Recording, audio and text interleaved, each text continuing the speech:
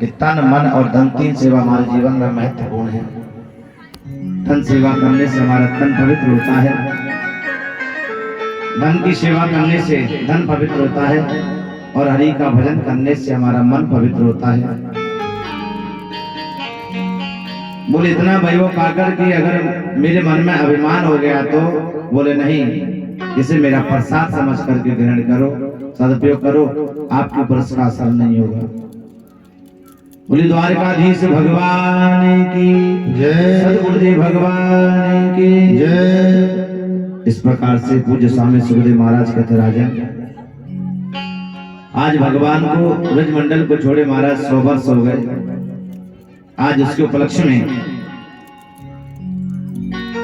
जिसे स्वयं भजक क्षेत्र कहते हैं महाराज, सुंदर पावन धरा, उस पावन धरा पर सूर्य ग्रहण के पावन अवसर पर आज विशाल यज्ञ का आयोजन किया। उसमें सभी ज्ञानी जन, बड़े बड़े संत अमलात्मा महात्मा पधारे। माता कुंती पांडवों के साथ में आई, मैया यशोदा को पता चला तो वो भी पधारी, राधा रानी गोपियों के साथ में पधारी। सभी के अलग अलग तंबू बन गए। वहां पहुंचकर के महाराज मैया यशोदा तो कन्हैया का दर्शन हुआ। भगवान ने जैसे मैया यशोदा को देखा महाराज एकदम से करुणार्द्र हो गए और उनके चरणों में साष्टांग प्रणाम किया। अपने प्रेमाश्रुओं से मैया के चरणों को भिगो दिया। समस्त अपनी धर्म पत्नियों को बुला करके मैया यशोदा से सबको महाराज आशीर्वाद दिलवाए। भगवान सबसे मिले। आज मैया यशोदा देख देख करके भगवान को निहार रही है महाराज। देखिए भगवान की जो पत्नियां हैं उनके मन में विचार आयो कि स्वामी हमने सुना है कि राधा रानी भी आई है। तुम्हारे मन में विचार था कि हम भी राधा रानी के दर्शन करें। हाँ क्यों नहीं, जाइए दर्शन के लिए। जो ही चलने लगी तो महाराज भगवान ने कहा, बोले खाली हाथ मत जाओ, तो बोले कुछ लेते जाओ। भगवान के पास में और कुछ नहीं था महाराज, एक पात्र में दूध भरा हुआ रखा था और वो पात्र दे दिया, ले जाओ उससे ले जाओ। उसे लेकर के महाराज रुक्मिणी जी आदि कृष्ण पत्नियां सभी राधा रानी से मिलने को गई। राधा रानी का महाराज सौंदर्य जो है बनावटी सौंदर्य नहीं है, बादाम लोगन की सुंदरता नहीं है, भजन की सुंदरता है। जो ज्ञान की सुंदरता होती है, भजन की सुंदरता होती है, उसकी महिमा लौकिक होती है। ऐसा सुंदर महाराज राधा रानी का स्वरूप है, लाडली जी का स्वरूप है।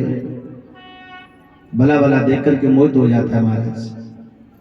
जैसे कृष्ण पत्नियां गई राधा रानी से मिलने के लिए, उन्हें 7 जोड़ी पार करना होगा। जोड़ी कहते हैं दहली को महाराज, 7 दहली, 7 द्वार पार करना होगा।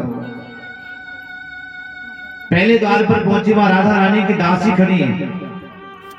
राधा रानी की दासी इतनी सुंदर है महाराज,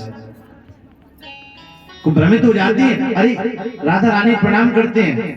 दासी बोली नहीं नहीं, मैं तो उनकी दासी हूं, मैं राधा रानी नहीं हूं।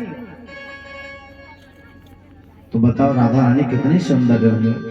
अब तो उनके मन में और भाव प्रकट हो गया। जब दासी इतनी सुंदर है तो राधा रानी कितनी सुंदर होंगी। दूसरी जोड़ी पर गई, इसी प्रकार से भ्रमित हुई। तीसरी जोड़ी पर गई, इसी प्रकार से भ्रमित हुई। उन्हें राधा रानी समझ बैठी। चौथी जोड़ी पर गई महाराज,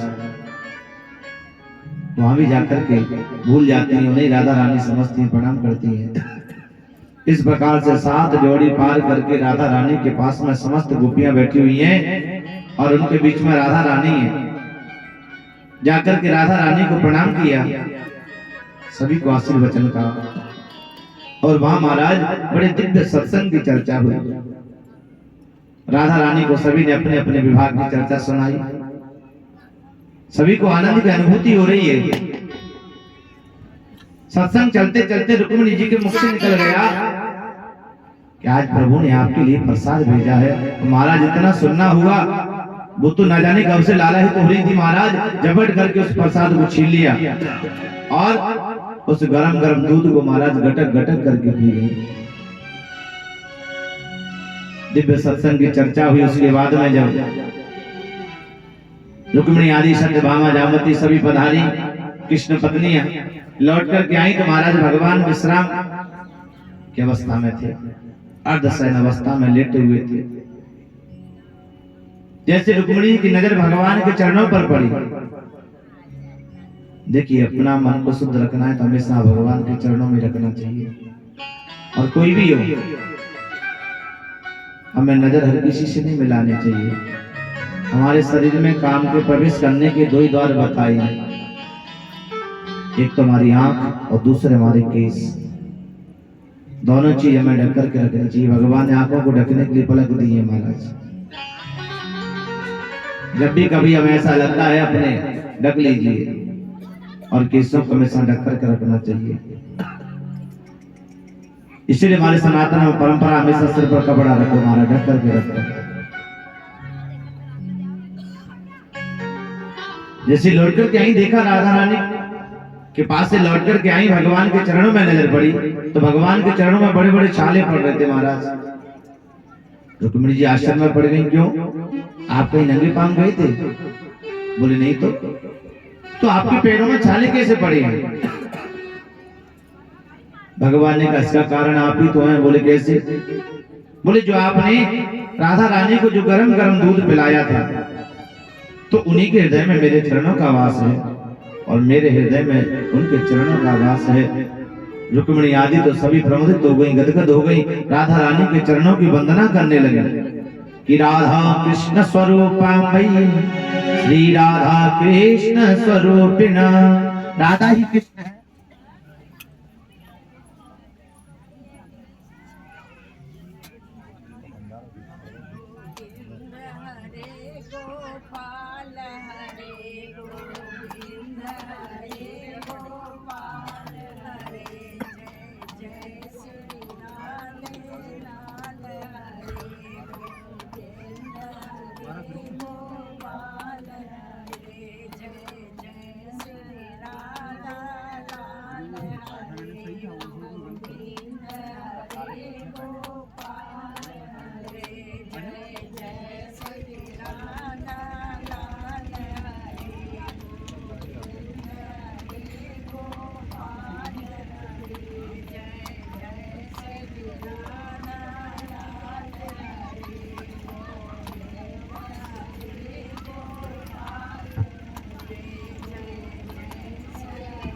हरिओम राधेश्याम।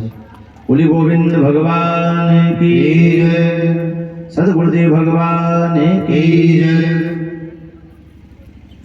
महाराज सभी कृष्ण पत्नी राधा की वंदना की, राधा के चरणों की वंदना की, उनके चरणों को बारंबार प्रणाम किया। देखिए राधा ही कृष्ण है, कृष्ण ही राधा है, नाम दो है, चीज मात्र एक ही है। और गोपियों को साक्षात प्रेम की ध्वजा बताया है, साक्षात प्रेम का प्रतीक है। कल आपने इनकी लीला को सुना कि नंदो गोपाश गोप्यश्च गोविंद चरणाम्बुजे मनः चित्तं पुनर्हर्तुं मनीषां मथुरां ययुः। जितने भी महाराज यज्ञ मंडप में पधारे अतिथि गण थे, सभी गोविंद को बारंबार प्रणाम करके और सभी अपने अपने स्थानों को पुनः लौट करके चले गए। पूज्य स्वामी सुखदेव कहते श्री राजन, आपको जो भी भगवान से संबंध प्रिय लगे वो हमें भगवान से बना लेना चाहिए, लेकिन संबंध बहुत जरूरी है। ये हमारी भक्ति की दूसरी धारा है संबंध। पहली धारा कौन सी है? विश्वास, और दूसरी है संबंध, और तीसरी है समर्पण। ये भक्ति की तीन धाराएं हैं। और महाराज जो इन धाराओं पर क्रम से जो चलता है उसका जीवन सार्थक बन जाता है, उसे गोविंद की प्राप्ति हो जाती है। बोले गोविंद भगवान की, सद्गुरुदेव भगवान की। देखिए भगवान भी समय समय पर अपने समस्त प्रियजनों को सुंदर उपदेश देते हैं। आज भगवान ने सुधर्मा नाम की सभा में अपने सभी पुत्र जनों को बुलाया, बड़ा सुंदर उपदेश दिया। क्या? कि रूप यौवन संपत्ति प्रभुतम विवेकता एकैकमप्यनाथाय किं यत्र चतुष्टयम्। देखिए सुंदर रूप का होना। हमारे जीवन को बिगड़ने के चार साधन बताए हैं। कौन कौन सा? सुंदर रूप, युवावस्था, जवानी जिसे हम कहते हैं, और महाराज कोई बहुत बड़ा पद मिल जाना और अकस्मात कोई धन संपदा मिल जाए।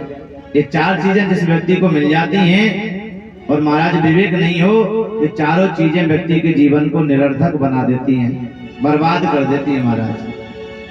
इसलिए महापुरुष कहते हैं कि जितना हो सके उतना महाराज हमें बुढ़ापे में नहीं, जवानी में भजन करना चाहिए। और जो जवानी में भजन नहीं करता उसको चुल्लू भर पानी में डूब करके मर जाना चाहिए।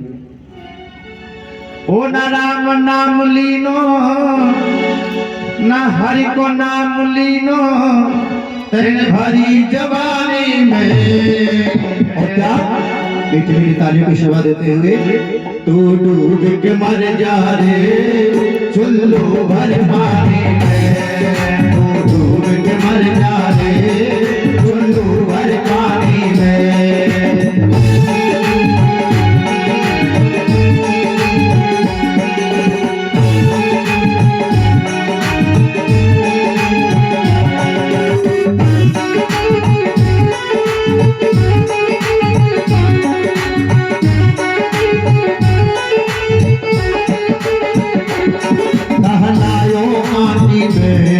मिल जाएगो माटी में, लायो माटी में, मिल जाएगो माटी में। एक दिन काया तेरी बस जाएगी काटी में, एक दिन काया तेरी बस जाएगी काटी में। पानी को बबूला है, पानी को बबूला है, पानी को बबूला है, पानी को बबूला है, मिल जाएगो पानी में। तू डूब के मर जा रे चुल्लू भर पानी में, तू डूब के मर जा रे चुल्लू भर पानी में। जय जय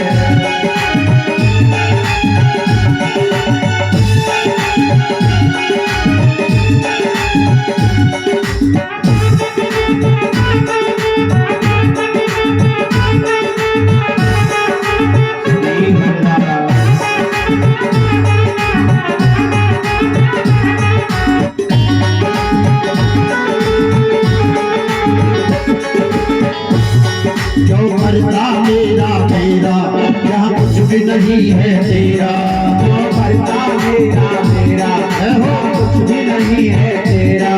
एक दिन होगा भैया तेरा मरघट में तेरा, एक दिन होगा भैया तेरा मरघट में तेरा। कछु कमाई के ले जा रे, कछु कमाई के ले जा रे, कछु कमाई नहीं पायो, कछु कमाई नहीं पायो, ऐसी जिंदगानी में डूब के मर जा रे चुल्लू भर पानी में, डूब के मर जा रे चुल्लू भर पानी में।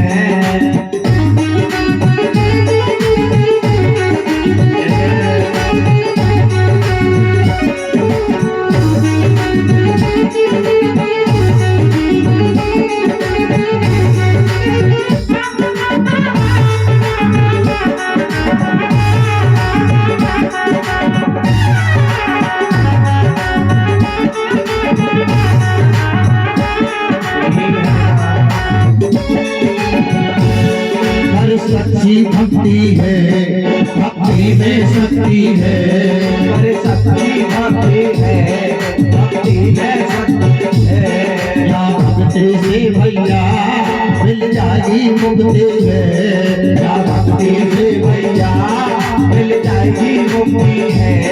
धन पाला पद खोयो, धन पाला पद खोयो, सारो जीवन खोयो, सारो जीवन खोयो, आना पानी में। तू डूब के मर जा रे चुल्लू भर पानी में, तू डूब के मर जा रे चुल्लू भर पानी में।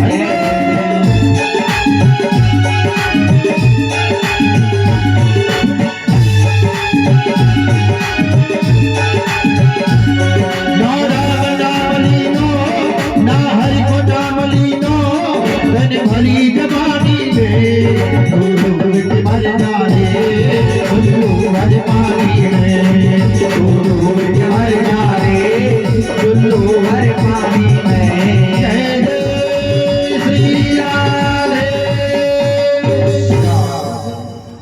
और कोई गति भी नहीं है, भगवान के नाम को नहीं लिया, भगवान का भजन नहीं किया, तो महाराज महापुरुष कहते हैं कि जो भजन करते नहीं करे दान में ढील, जो भजन करते नहीं करे दान में ढील, उनके धन को खाएंगे वैश्या वैद और वकील। या नहीं तो वहां इसलिए कहा है पुण्य की जड़ पाताल में, पाप की जड़ अस्पताल में। देना तो पड़ेगा, इसको कोई साथ लेकर के नहीं गया महाराज। भगवान ने अपने समस्त पुत्रों को आदेश दिया, बेटा जितना हो सके उतना भजन करना, भगवान के नाम को गाना, और भूल कर भी संत का अपराध नहीं करना। चुक साधु हृदय मय्यम, साधु मेरा हृदय है, मैं संतन को दास, संत मेरे मुकुट मणि। लेकिन महाराज कन्हैया के पुत्र सभी नौजवान थे महाराज, और जवानी में क्या महाराज सब कुछ भूल जाता है जी, अपने मद में चूर हो जाता है महाराज। नशा ऐसा होता है महाराज, वो जवानी जवानी का जिसकी कोई कहानी ना हो महाराज। इस मद से केवल वही व्यक्ति बच सकता है जिसके पास राम नाम रूपी धन है। आपने देखा अक्सर व्यक्ति यहाँ पे आ जाता है महाराज, और ये हमारे जीवन की सबसे बड़ी घाटी है, सबसे बड़ी चढ़ाई है महाराज। पूरी यात्रा कराए, लेकिन महाराज यहाँ घाटी पर से गाड़ी उसकी वापस लौट जाती है, और जब घाटी पर से गाड़ी वापस लौटेगी तो कोई पता नहीं महाराज, सीधे सीधे चले भगवान की कृपा, तो नहीं तो कोई कंधी में जाकर के पड़ जाती है, कोई पता नहीं फिर क्या होगा महाराज। इसलिए हमें विशेष का ध्यान रखना चाहिए। लेकिन भगवान के समस्त पुत्र व्यंग में हंसने लगे। पता नहीं पिताजी को आजकल क्या हो गया, जब देखो जब संतों की बात, जब देखो जब संतों की बात, मैं संतन को दास, संत मेरे मुकुट मणि।